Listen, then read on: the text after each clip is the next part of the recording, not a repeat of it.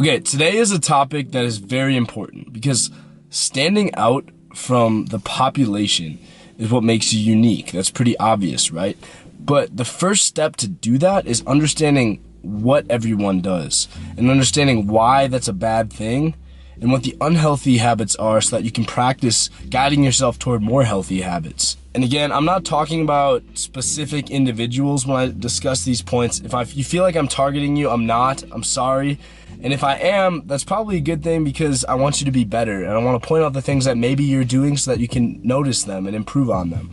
Okay, the first area where men need to improve is their communication skills, their abilities to communicate with others. To avoid falling into a trap of poor communication, use the following things. When engaging with someone, I want you to use eye contact and actively listen to what they're saying. That doesn't mean just sitting there blankly with a straight expression on your face, but nodding your head, using facial expressions and gestures to accompany what they have to say. That makes them feel respected and more willing to open up to you. This all comes from verbal and nonverbal communication. I'm going to make more videos talking about nonverbal communication, but obviously the verbal communication that you can and will practice is going to lead to your more effective ability to communicate and eventually your success dating, in business, and in life.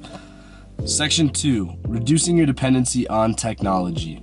So this is such a common thing. Everyone's got their head down nowadays. They're always in their phones.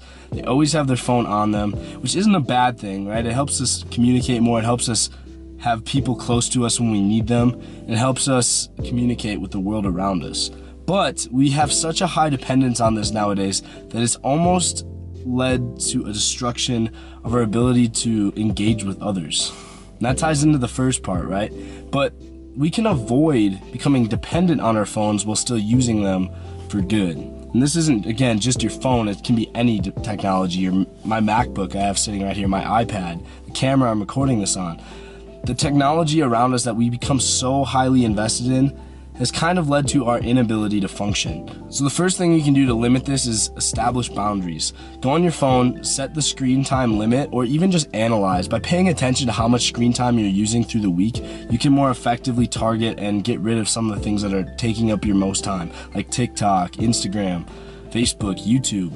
And you need to cultivate hobbies with this. You need to pursue interests that can healthily distract you from the technology around you. You know, pick up a sport, go to a club, a healthy club, not one of the nightclubs. Join a gym, meet other people, and communicate face to face rather than just depending on technology to bridge that gap. Another thing to do this is to practice mindfulness. I journal every night to record my thoughts of the day instead of having to go on my phone and try to post about what I'm doing all the time, or even just getting a connection offline between you and your own mind is very powerful. So sit down, meditate for 10 minutes in the morning before you start your day, or at night to reflect upon your day, and you'll notice an improvement. Okay, the third thing that guys don't do a lot nowadays, and girls, is embracing their actual roles. And there's so many movements against this, right? Feminism has kind of changed over the generations here, and I'm not trashing it or anything, but I'm just saying that the identity of feminism now is different from how it probably was originally intended. And I am completely for, the progression of women in society. I want them to achieve just everything that guys have, equal pay, everything. But there's some issues with the way we define, feminism and equality, because equality doesn't necessarily mean equality of action. Men and women have their certain energies and their different roles in society. Men are meant to be masculine, females are meant to be feminine.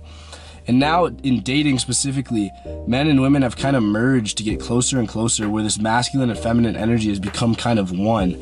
And that's not necessarily good for the betterment of society. We're meant to be strong in our roles, and that's how it was in the past. However, over time, those generations have slowly melded what masculinity and feminism is into one single identity. Women are becoming way more masculine and guys are becoming way more feminine.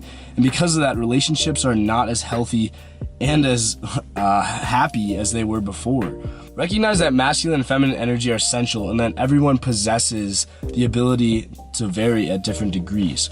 Just because we're not the same doesn't mean there's something wrong with us.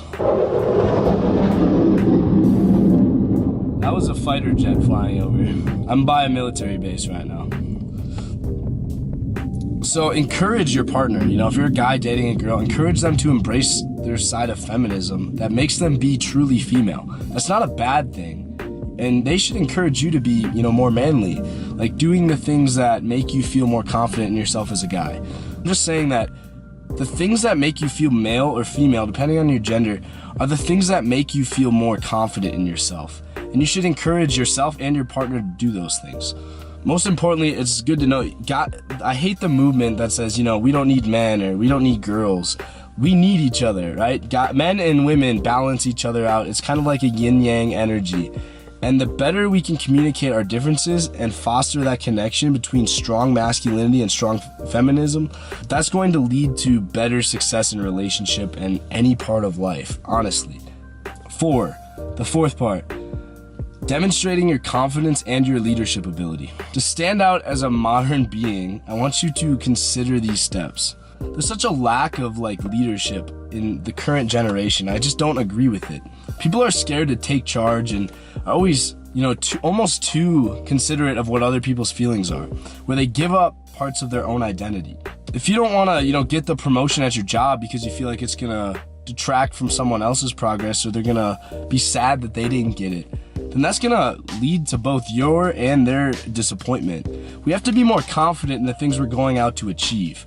And that means setting your goals, embracing them, and not being afraid to go after them, regardless of who's going to be in the way or get hurt. And I'm sorry, this might be controversial, but we are meant to compete, especially guys. We're meant to go out, achieve that hunt, and compete against other guys to get that kill at the end of the day. You need to make decisions regarding these outcomes, that these goals that you've set for yourself, and be confident in the results, regardless if they're good or bad. You need to own your mistakes and your successes. You hear that all the time, but it's seriously true. If you take responsibility for your outcome, regardless of if it's good or bad, and say, I own that. I slipped up. That wasn't me. I'm sorry. We'll get better next time.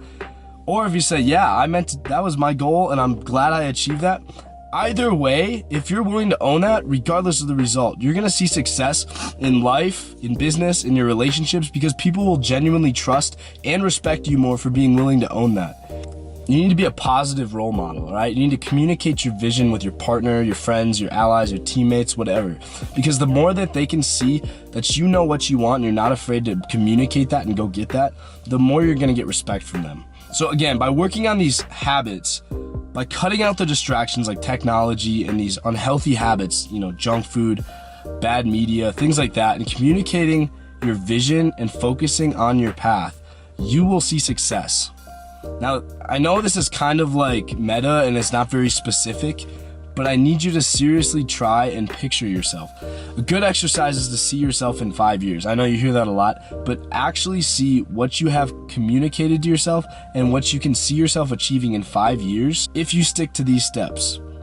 See what you are capable of in your head. And I want you to either write that down or just lock that into your memory. Because once that's actually visioned, you can communicate that not only to others, but to yourself. And when you have that vision, it becomes more clear. You can start seeing the steps that you need to take action on it. For me, again, when I wanted to start this YouTube channel, I had a vision of what I wanted to preach, what I wanted to get out into the world. And then when I spoke that to myself, wrote that down on a piece of paper and communicated it with myself and to others now, it becomes more solid. I know almost entirely what steps I need to go do to achieve that. And once you become confident and can start doing those steps, it only snowballs and you'll get more and more confident until almost nothing can stop you. You become an unstoppable force. And that's where I want you to be. That's why we have this channel, so we can achieve that among ourselves. Again, thanks for watching, guys. We're going to keep it short, but we'll be back next week with another video. I'm going to keep uploading these, and we're going to get more specific into the actual steps you can take to build these traits like confidence, leadership, determination. What does that actually mean? So I want you to stay with me, drop a like and subscribe, and we'll see you back.